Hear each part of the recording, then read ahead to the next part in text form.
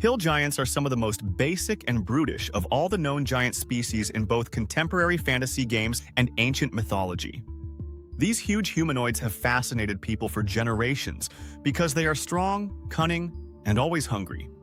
Hill giants are less intelligent than their larger relatives, but they are still fascinating and frightening figures in global folklore, literature, and games. Hill giants are part of a larger tradition of huge characters in European folklore and myth, as they are often connected to the places they live. In several sources, giants serve as guardians or barriers associated with specific geographies, e.g. hills, mountains, or upland terrains, and cultural perceptions of scale, power, and nature. Hill giants are big creatures that usually stand between 12 and 16 feet tall, but some really big ones can be even taller. Their skin is thick and warty, and it can be tan to reddish brown. It typically looks dirty and worn out because they live in such tough surroundings. These giants have huge, strong bodies, arms that are too long, and hands that are big enough to swing tree trunks like clubs. Their features include heavy brows, flat noses, and mouths full of yellowed, broken teeth. They usually have messy, matted hair and smell like perspiration, filth, and the leftovers of meals. Hill giants are quite big and strong, but they are also pretty swift for their size, as they can move quickly when they are hungry or angry. Hill giants are known for their huge appetites and territorial disposition. They spend much of their lives hunting, eating, and protecting the terrain they claim. These animals aren't very smart. They act on instincts and simplistic logic that puts getting what they want right away. Ahead of making plans for the future. Hill giants live in loosely organized family groupings or small clans, and usually live in caves, primitive shelters, or old buildings that they take by force. The strongest giant is in charge of their civilization, and anyone who opposes this power faces death. Food is so important to hill giants that they will devour almost anything they can catch, including cattle, wild animals, and even travelers who get too close to their territory. When it comes to their relationships with other gigantic species, hill giants occupy the lowest position in the vast social hierarchy. Their more advanced kin often look down on them. Stone giants consider hill giants to be embarrassing family members, while ice giants and fire giants consider them to be uncivilized brutes that hurt the reputation of giant kind. Cloud giants usually don't even acknowledge hill giants unless they have to, believing they are the best of all giants. Even though they are not very powerful, hill giants sometimes work for more powerful giants as workers or shock troops. In exchange for security and regular food, they give up their strength and loyalty. This subordinate relationship strengthens the idea that hill giants are the most primitive and least developed branch of the giant family tree. However, some scholars say that hill giants just chose a different path of evolution that focused on survival through raw physical strength instead of cultural growth, suggesting that their adaptation may have been a strategic response to their environment, rather than a sign of inferiority. There are several kinds of hill giants in myths and tales from around the world.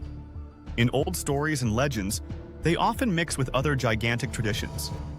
There are beings in Norse mythology that are similar to what we now term hill giants. For example, the more primitive jötnar lived in mountains and untamed locations far from the civilized realms of gods and mortals. Some giants in Celtic traditions who lived in hills and mounds could be considered the ancestors of modern hill giants, who were very strong but not very smart, and protected their domains fiercely. These mythological examples set the stage for many of the main traits that would later be written down in fantasy books and games. These traits include being connected to wild places, having a lot of physical power, and not being refined or civilized, which makes them different from both humans and more advanced types of giants. There are also primeval giants in Greek mythology, like the Laestrygonians, who were notorious for being savage and cannibalistic, which is quite similar to how hill giants are shown today. The Laestrygonians are a dramatic challenge that Odysseus faces on his journey home. They are one of the events that test the hero's leadership, ingenuity, and endurance. In Homeric epic, these kinds of events help the hero deal with new places and dangers, ultimately shaping their character and reinforcing the themes of the narrative. They also help the epic look at the differences between civilization and barbarism, order and chaos, and the risks of traveling by water. This placement fits in with bigger talks about Greek myth and epic stories, where monsters and people from other countries live in liminal regions that explore the cultural and political fears of the Greek world. Most myth encyclopedias don't focus on the Laestrygonians, but their role as a strong, non-Greek threat in Odyssean geography fits in with other Greek mythological studies that look at how monstrous others fill maps of the known world and serve as moral and political foils in epics. Comparative analyses of myth and landscape in Greek mythology reveal how landscapes in myth convey cultural psychology and political significance, a trend evident in the depiction of the Laestrygonians in epic geography. The Laestrygonians' cannibalism theme corresponds with classical motifs of punishment, peril, and the boundary between civilization and chaos, a prevalent topic in the analysis of Greek mythology and iconography. The specific ritualistic significance of the Laestrygonians is not extensively analyzed in the selected sources. However, examinations of torture, punishment, and underworld motifs in Greek mythology provide contextual parallels for understanding the symbolic economy of monstrous races and their perilous domains in myth. Hill giants have become one of the most famous low to mid-level giant encounters in modern games, especially Dungeons & Dragons. They are a bridge between smaller humanoid dangers and genuinely legendary huge foes. Hill giants have been in every version of D&D since the first one. They are very strong and have many hit points. They throw rocks as ranged weapons and usually fight groups of adventurers between levels 5 and 9. The well-known Giant series of adventure modules, especially Steading of the Hill Giant Chief, set many rules for how hill giants act in groups.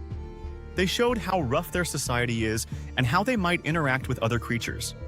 Other gaming systems and video games have used similar images of hill giants. For example, they show up in World of Warcraft, Skyrim, and many other fantasy role-playing games, where they are tough enemies who require both tactical thought and a lot of firepower to beat. The way hill giants are shown in games has made some parts of their lore more solid, including how dumb they are, how much they appreciate simple things like eating and fighting, and how they tend to live in open places where they may hunt freely. If hill giants are genuine creatures in a functioning fantasy environment, there would be several theories about what their ecological and evolutionary niche would be.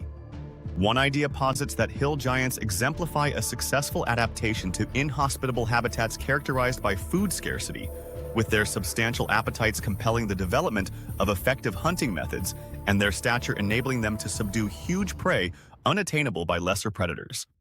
Another perspective says that hill giants are the most stable type of giant since they don't use magic or elemental powers as their cousins do. Instead, they focus on keeping their physical strength, which works well in every situation, allowing them to thrive in their environments and effectively compete with other predators. Some game designers and fantasy writers think that hill giants might be smarter than they seem. They think other races might dismiss them as dumb until it's too late. A more sinister myth that comes up in fantasy books is that hill giants are what happens when a gigantic society falls apart.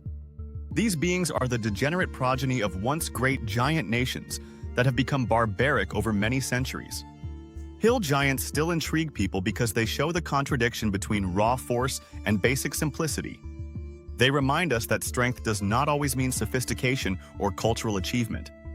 In fantasy settings, they provide us a chance to think about the interplay between nature and society, the link between physical might and intelligence, and the complicated hierarchies that exist even among monsters.